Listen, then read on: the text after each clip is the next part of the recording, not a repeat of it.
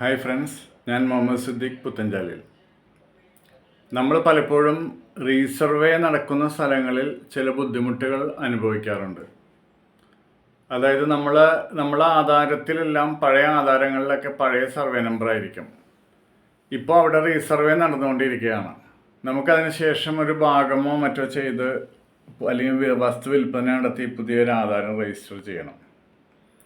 ഈ സാഹചര്യത്തിൽ പഴയ സർവേയോ പുതിയ സർവേയോ ചേർക്കുക എന്നുള്ള ഒരു വലിയ പ്രശ്നം നേരിടുന്നു. പഴയ സർവേ നമ്പർ ചേർത്തതിന് ശേഷം പിന്നീട് റീസർവേ പൂർത്തിയായി കഴിഞ്ഞാൽ ആധാരത്തിൽ അതൊരു പെശകായിട്ട് വരും. ഈ സാഹചര്യത്തിൽ സാധാരണ വില്ലേജുകളിൽ നിന്നും ഒരു സാക്ഷ്യപത്രം നൽകാറുണ്ട്. അതായത് പഴയ സർവേ നമ്പറും പുതിയ സർവേ നമ്പറും ഉൾപ്പെടുത്തി ഇത് രണ്ടും ഒന്നാണെന്ന് കാണിക്കുന്ന ഒരു സാക്ഷ്യപത്രം.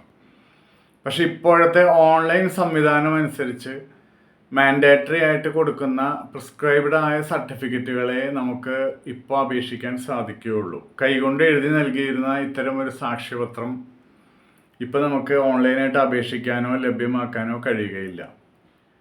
ഈ സാഹചര്യത്തിൽ അതിനുള്ള പരിഹാരം എന്ന് പറയുന്നത് നമ്മളൊരു പൊസഷൻ സർട്ടിഫിക്കറ്റിന് അപേക്ഷിക്കുക.